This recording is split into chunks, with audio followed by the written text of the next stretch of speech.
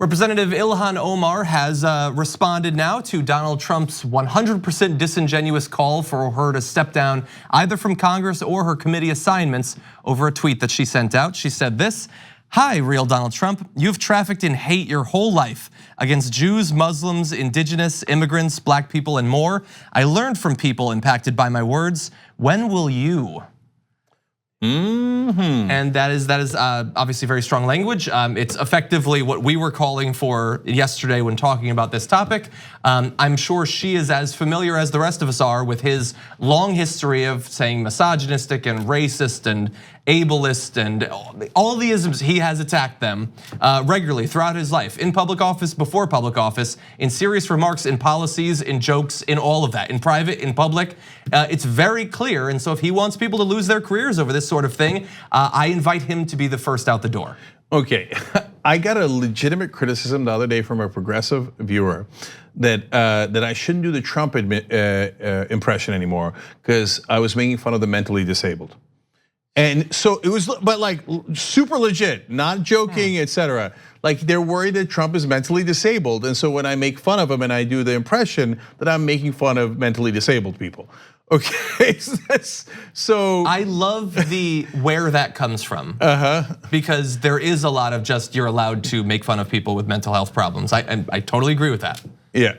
I mean, hey, how about this compromise? If Trump is diagnosed, has these issues, we will support him as progressives in getting them dealt with outside of the office of the president. That's right. We'll use the 25th Amendment to get him out of office and then get him help, which he desperately needs. We all agree to that. And he can afford the best help. Oh yes, the strongest help. Okay, see, there I go again. You just did it. Now I'm gonna think that's what you're doing. Okay, so, but barring that, okay, I would go further than Representative Omar. In fact, we talked about it in the post game yesterday at significant length. It was a really interesting conversation. tyt.com/join to become a member and get the post game. And I'll just summarize real quick for you guys. I would do a press conference if I was her, and I would literally play the Trump clips that we showed on the show yesterday, where he goes to the Republican Jewish coalition and says, you guys like to negotiate in this room, and you guys like to, no other room likes to renegotiate as much as you guys do. These are anti-Semitic tropes 101, right? Like the Jews will not stick to deals, they'll renegotiate. And then he says, I know you're not gonna support me because I'm not taking your money. But that's like way worse than what Ilhan Omar said, way worse. So of course she's right. Where's his apology? Let alone saying that there were good people on the neo-Nazi side in Charlottesville after they chanted, "The Jews will not replace us." So where's your apology? And if you're calling for her resignation, as we said on the show yesterday, where's your resignation? We got a deal, okay? And I feel bad, sorry, Representative Omar, but I'll take that deal. Okay, so it's not my deal to take, but I'm just saying. And so I loved it, at least, even when she didn't do the grand press conference that I want in my dreams, right? That she fired back, like, hey, I'm not done with this. Like, I'm not just gonna bow my head and like pretend that my comments were in any way equivalent to yours. Yours are way, way worse. And yeah. Yeah, and I would say overall, if you believe that she was gonna be like scared off from being strong and advocating for her values as a result of this, in our next story, it's gonna be very clear that that is not the case.